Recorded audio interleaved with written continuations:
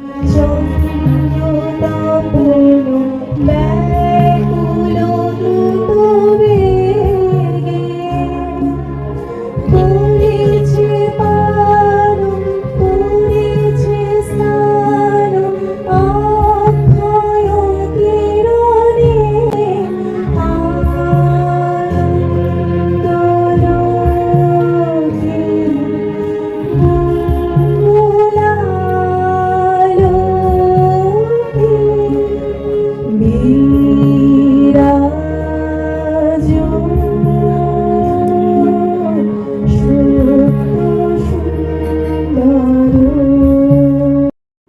we would like to thank hospital management in Mukundapur that they are doing this program and making an awareness to the people of doing this bone marrow transplant treatment, as people are now also not very much aware of this treatment, and so for their awareness and for their wishing life, that Manipal Hospital is doing this seminar today. Welcome back to my channel Kolkata Bloggers হচ্ছে ওবির আমি ইপসিতা রয় চৌধুরী। আজকে চলে এসেছি bypass ম্যানিপাল হচ্ছে hospital, যে কনসেপ্টটা নিয়ে এসেছি বোন ম্যারো ট্রান্সপ্ল্যান্ট। তো এই ডিজিজটা থেকে কিভাবে তোমরা অ্যালার্ট হবে, তার ডিজিজটা হওয়ার পেছনে কি কারণ আছে, সেটা আফটার বা বিফোর সবটা নিয়ে আজকের ভিডিও তুলে ধরবো। ডক্টরের সাথে হচ্ছে আজকে মিটিং হচ্ছিল সেই কনসেপ্টটা নিয়ে, বোন ম্যারো হচ্ছে ট্রান্সপ্ল্যান্ট। আর এই ডিজিজটার জন্য কি কি আমাদের সচেতন হতে হবে সেই পুরোটা ভিডিওর মাধ্যমে তোমাদের হচ্ছে তুলে ধরবো।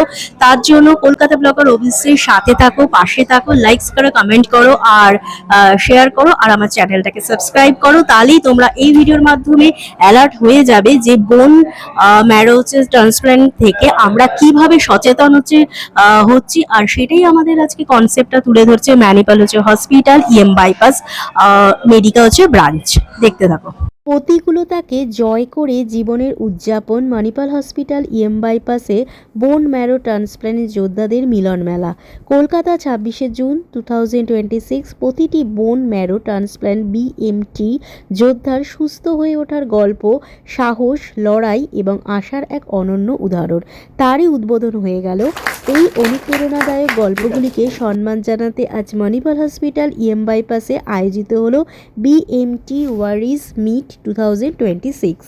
এই অনুষ্ঠানে উপস্থিতি ছিলেন বোন ম্যারো ট্রান্সপ্ল্যান্ট থেকে সুস্থ হয়ে ওঠা বিভিন্ন রোগী, তাদের পরিবারের সদস্য এবং চিকিৎসকরা। ম্যারো ট্রান্সপ্ল্যান্ট থেকে সুস্থ হয়ে ওঠা রোগী, তাদের পরিবার সদস্য, চিকিৎসকরা। অনুষ্ঠানে উপস্থিত ছিলেন মণিপাল হসপিটাল গ্রুপের রিজিওনাল ডিরেক্টর ডক্টর অয়ো নাবদেবগুপ্ত, মুকুন্দপুরের ক্লাস্টারের ক্লাস্টার ডিরেক্টর মি কোমল দাসরা, মণিপাল হসপিটাল বাইপাসের ইউনিট মেডিকেল সার্ভিসের প্রধান ডাক্তার সুদেশনা লাহিড়ী, ডিরেক্টর ও প্রধান ডাক্তার সৌরভ দত্ত, মেডিকেল কলেজ কলকাতার institute of hematology, hemato oncology ও বোন ম্যারো ট্রান্সপ্ল্যান্ট বিভাগের প্রধান অধ্যাপক ডক্টর রাজীব দেব এবং মণিপাল হসপিটাল বাইপাসের associated consultant doctor Debjani Ghosh. হয়ে গেলেও হবে, বোধ হয় 5 মাস পরে গেলেও হবে। কিন্তু আমরা এটা জানি না যে ওই সামান্য 90টা দিন আগে পরে হলে কি মারাত্মক ব্যাধি আমার বাড়তে পারে, সেটা সম্পর্কে আমরা ওয়াকিবহাল না হয়ে সাময়িক কালটা আমাদের ভাবেই আমরা ওটাকে ট্রিটমেন্টের মধ্যে ভাবি। আমি অনুরোধ করব যে তিনিও আমার কাছে কিন্তু একজন, যে আমার সন্তানের একটা ব্লাড ডিসঅর্ডার হয়েছে, সেটা ব্লাড ক্যান্সার হতে পারে, সেটা থ্যালাসেমিয়া হতে পারে। সেদিন সেই মুহূর্তে ডক্টরের চেম্বারে বসে তার কি, যারা ওর তার মধ্যে দিয়ে যাননি তারা কোনো, সেই ভদ্রলোক মাইক্রোমাইলো পেশেন্ট, তাকে ইনস্টিটিউট অফ মাইক্রোলজি অ্যান্ড ট্রান্সফিউশন মেডিসিন মেডিকেল, যেখানে আমি ডাইরেক্টর ছিলাম, সেখানে 2010 সালে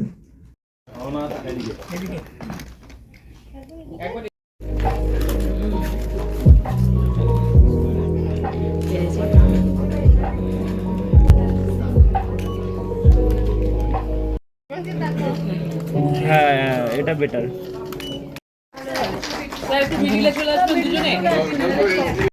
My name is Hana Pal. Tell me your experience regarding what you have faced as a bone marrow patient. When I was first diagnosed, it was definitely not what I expected. But over the time, I adjusted and accepted the reality because I had to go through this after all. But throughout the treatment, I was really positive.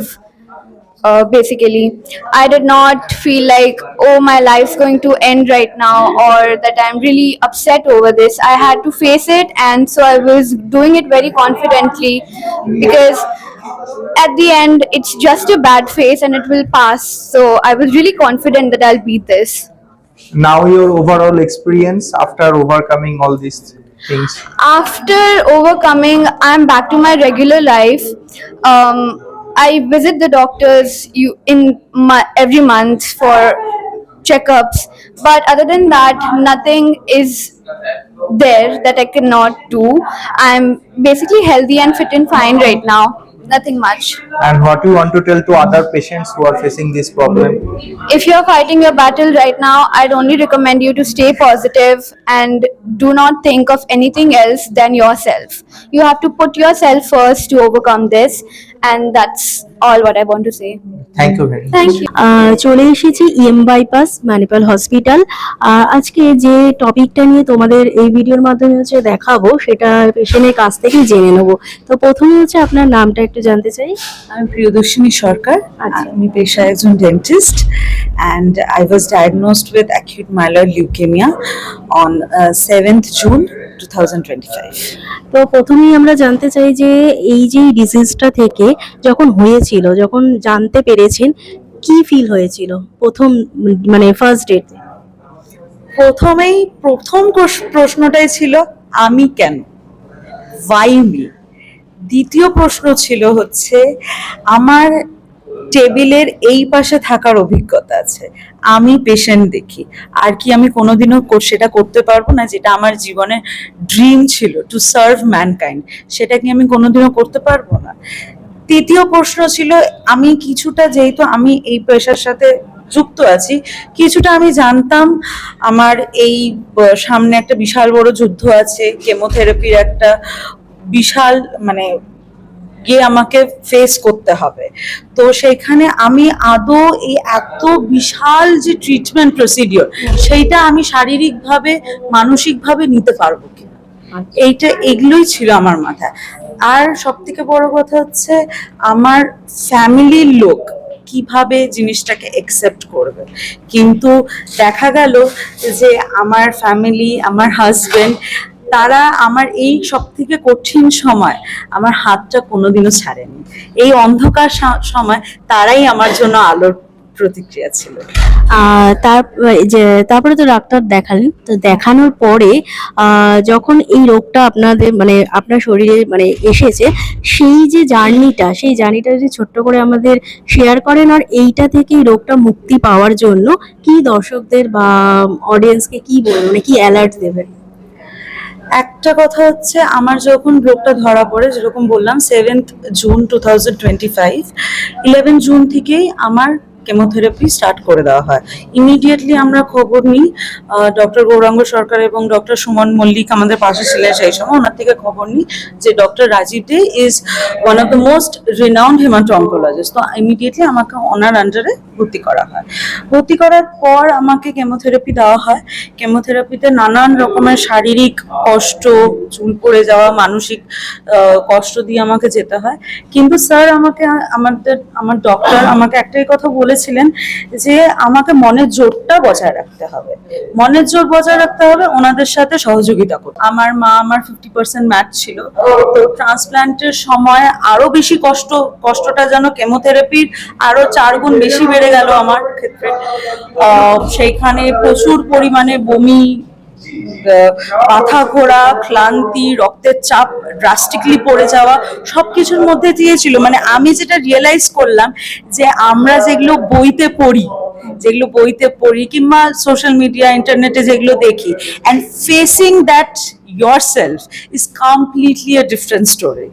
So যাই হোক, আমার খালি একটাই জেদ ছিল যে আমাকে ফিরে আসতেই হবে, আমাকে সবার জন্য এই যুদ্ধটা লড়তেই হবে। এবং আজকে আমি লড়েছি এবং জিতেছি, আপনাদের সামনে আছি আজকে। আর দর্শকদেরকে আমি তিনটে কথা মেইনলি আমি কনভে করতে চাই এখানে। সেটা হচ্ছে, 1 নম্বর, যে কোনো রকমের ছোট্ট সিমটমসকে অবহেলা করবেন না। কোনো রকমের ছোট্ট, যেরকম আমার ক্ষেত্রে আমি খুব ক্লান্ত হয়ে যেতাম প্রথম 1-2 মাস, খুব ইজিলি ক্লান্ত হয়ে যেতাম।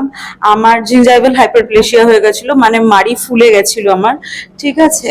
তারপরে একটু বমি বমি ভাব লাগতো। এইগুলো শুনতে খুব মাইনিউট লাগে, কিন্তু এইগুলোই was one of the first symptoms of my acute myeloid leukaemia. 1 নম্বর। 2 নম্বর হচ্ছে, ট্রিটমেন্টের ক্ষেত্রে চেষ্টা করবেন কোনো রকমের দেরি করা, because time is everything in this treatment. আমার সব থেকে aggressive form of blood cancer হয়েছিল, সো আমার জন্য time was very crucial. So without wasting time, find out the finest doctor, আমার ক্ষেত্রে ডক্টর রাজীব দে ছিলেন। Find out the best care facility and treatment start করে দিন, whatsoever be the condition, আগে treatment start করুন।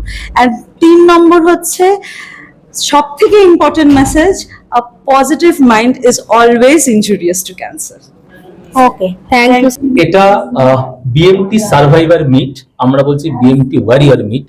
তার কারণ হচ্ছে, বিভিন্ন দুরারোগ্য রক্তের রোগের, সেটা ব্লাড ক্যান্সার হতে পারে, লিউকেমিয়া হতে পারে, thalassaemia, plastic anaemia, bone marrow transplant করলে যে পুরোপুরি কিওর হয়ে যায়, সেটা আমরা অনেকে জানি, কিন্তু এটা কমিউনিটির মধ্যে কিন্তু সেভাবে পরিচিত নয়।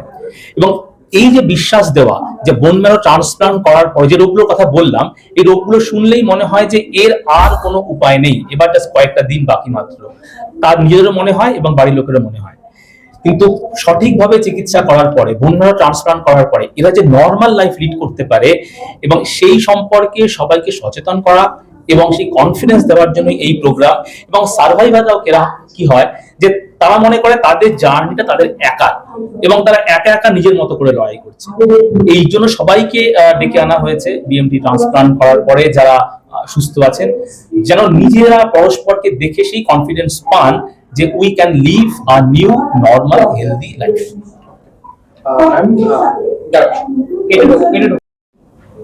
এই কথাটা এলেই যে মনে হয় যে এইখানে সেটা উপায় নেই, আমাদের চলে যেতে হবে আমাদের রাজ্যের বাইরে, সেইটা নয়। এখন সাকসেসফুল বোন ম্যারো ট্রান্সপ্লান্ট পশ্চিমবঙ্গে, কলকাতায় বিভিন্ন সরকারি এবং বেসরকারি ইনস্টিটিউটে হচ্ছে। কিন্তু সচেতনতা দরকার এই কারণে, যখনই এই দুরারোগ্য ব্লাড ডিজিজ গুলো ডায়াগনোসিস হচ্ছে, সেটা থ্যালাসেমিয়া হোক, সেটা লিউকেমিয়া হোক, ব্লাড ক্যান্সার হোক, অবশ্যই হিমাটোলজিস্টকে দিয়ে ট্রিটমেন্ট করাতে হবে, একটা হিমাটোলজি সেন্টারে ট্রিটমেন্ট করাতে হবে, এবং তার পরামর্শ মতো চললে এই বোন ম্যারো ট্রান্সপ্লান্ট করে কিন্তু একদম সুস্থ স্বাভাবিক জীবন পাওয়া যেতে পারে এই পশ্চিমবঙ্গে, এই কলকাতা।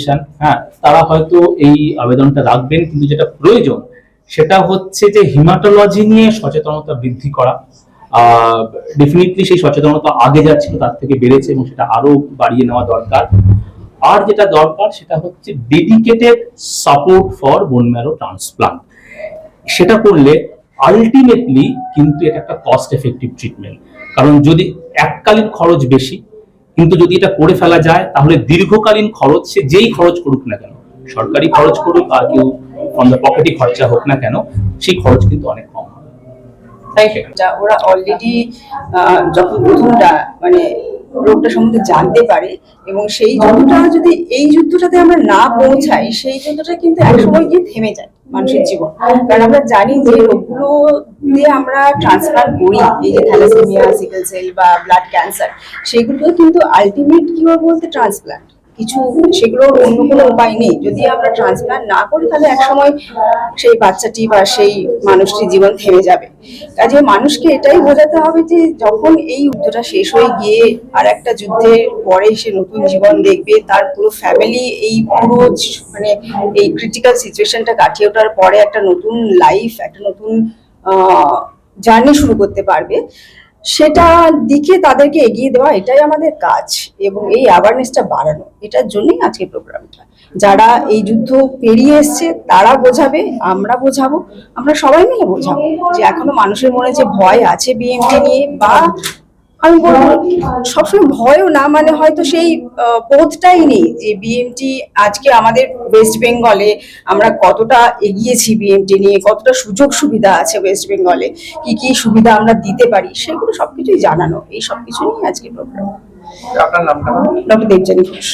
অনুষ্ঠানের শেষে সকল বিএমটি যোদ্ধাকে সম্মান জানানো হয়। এই আয়োজনের মাধ্যমে আবারও তুলে ধরা হয় যে সময় মতো চিকিৎসা, আধুনিক প্রযুক্তি এবং পরিবারের পাশে থাকার শক্তি থাকলে কঠিন রোগকে জয় করে সুস্থ ও স্বাভাবিক জীবনে কিন্তু ফিরে আসা সম্ভব।